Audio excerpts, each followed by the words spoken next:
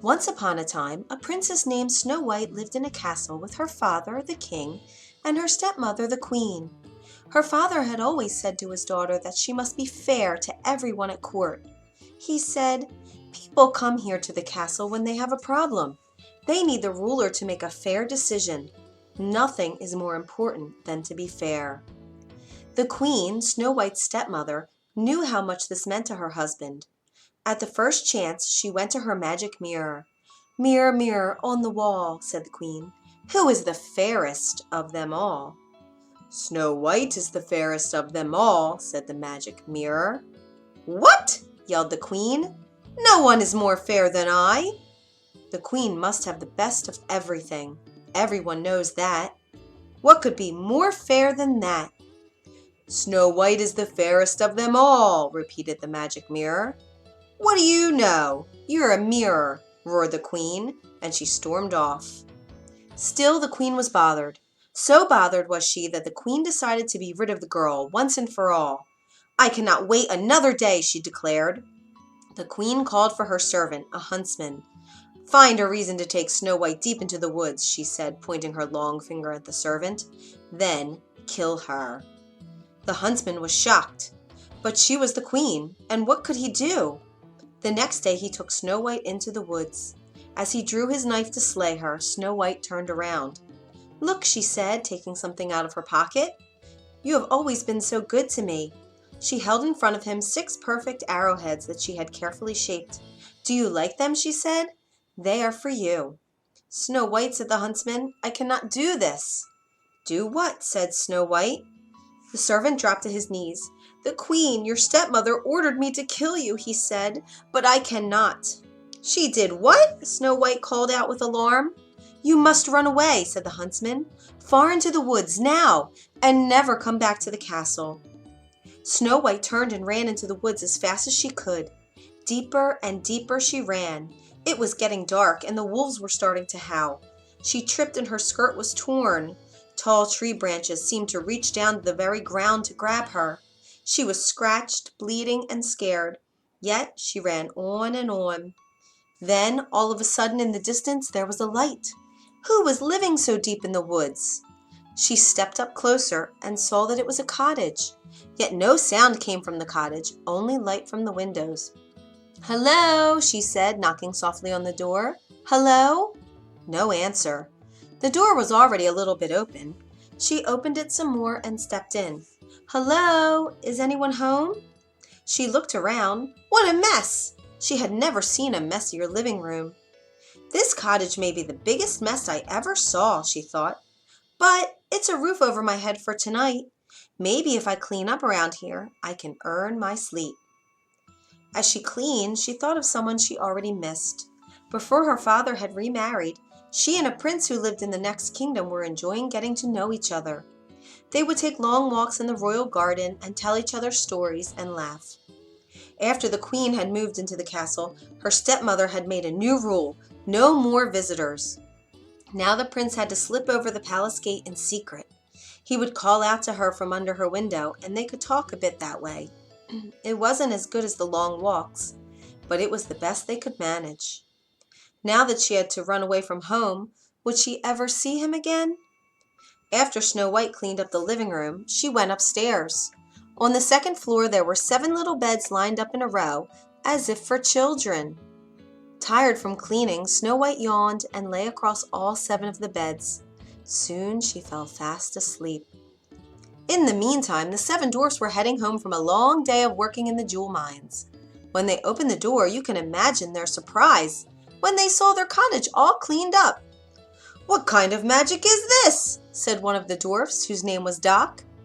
"I wouldn't mind more magic like this," said another of the dwarfs with a smile. His name was Dopey. "We'd better check upstairs," said another dwarf, whose name was Grumpy. "Something is fishy around here, that's for sure." There, lying across all their beds, was a young lady fast asleep. "Who are you?" said all the dwarfs at once. Snow White bolted awake. The 7 dwarfs could tell she was as surprised as they were. Soon they all relaxed and shared their stories. Snow White learned their names: Bashful, Doc, Dopey, Grumpy, Happy, Sleepy, and Sneezy. She told them all about her stepmother. that her stepmother had tried to get the huntsman to kill her, that the huntsman had set her free in the woods, and that she could never go back home again.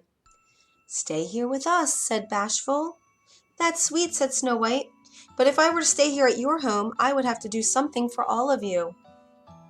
"You already cleaned up our place," said Sneezy. "Keeping the house clean will be easy," said Snow White, "as long as we all pitch in. I will let everyone know what part they can do, and I will do my share too, of course." "That's fair," said Happy. "But there must be something else I can do for you," said Snow White. The seven dwarfs shrugged. "Do you know how to read?" said Doc. "We have these books filled with wonderful tales and would love to be able to read them." And so it was agreed that Snow White would give them reading lessons. To celebrate their new friendship, Snow White and the seven dwarfs sang and danced the night away. The next morning before they left for work, the seven dwarfs warned Snow White that she must not open the door to anyone. After all, who knows what evil her stepmother might do? The princess nodded in agreement, and the dwarfs left the house. The princess prepared her first reading lesson. She also prepared a good hot meal for the seven dwarfs when they returned home that night. And so the days passed. Back at the castle, the queen marched right up to the mirror. "Mirror, mirror on the wall," she demanded, "who is the fairest of them all?" "Snow White is the fairest of them all," said the magic mirror. "That's impossible!" screamed the queen. "The girl is no longer alive." "Snow White lives," said the magic mirror, and an image was shown on the mirror of Snow White living in the cottage of the seven dwarfs.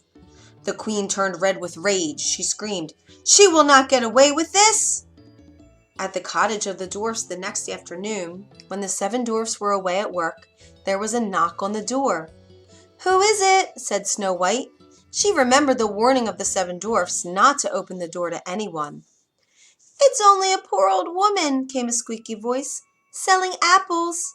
Yet it was the evil queen, disguised as an old woman. "It's raining out here, my dear," said her voice through the door. "Please let me in." "Aw, poor thing," thought Snow White, having to go door to door selling apples in the rain. And so she opened the door. "Take a look at this big red apple," said the old woman, who, as you know by now, was really the queen in disguise. She held the red apple close to Snow White's face. "Lovely, my dear, isn't it?" "I would like very much to buy your apple," said Snow White, "but I have no money." "That fine comb in your hair will make a good trade," said the old woman. "Well, all right then," said Snow White. She took the comb out of her hair and gave it to the old woman, who then gave her the apple. Snow White took a big bite. Alas, the fruit was poisoned! At once, Snow White fell to the ground in a deep sleep.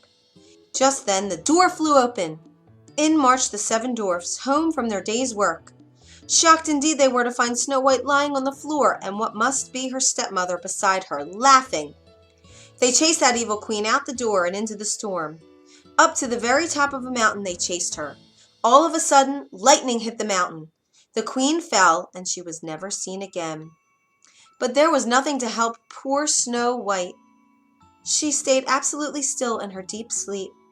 The seven dwarfs gently lifted her into a glass coffin. Day and night they kept watch over her. One day, the prince happened to pass through. Ever since he had learned that Snow White was missing at the castle, he was searching for her far and wide. Now he had finally found her, but in such a state! The prince pulled open the glass coffin. Her face seemed so fresh, even in that deep sleep. He gently took one of Snow White's hands in his own and kissed it. At once, Snow White's eyes opened. With love's first kiss, the evil queen's spell was forever gone. Now nothing stood in the way for Snow White and the prince to be together forever. They returned to the kingdom and lived happily ever after. The end.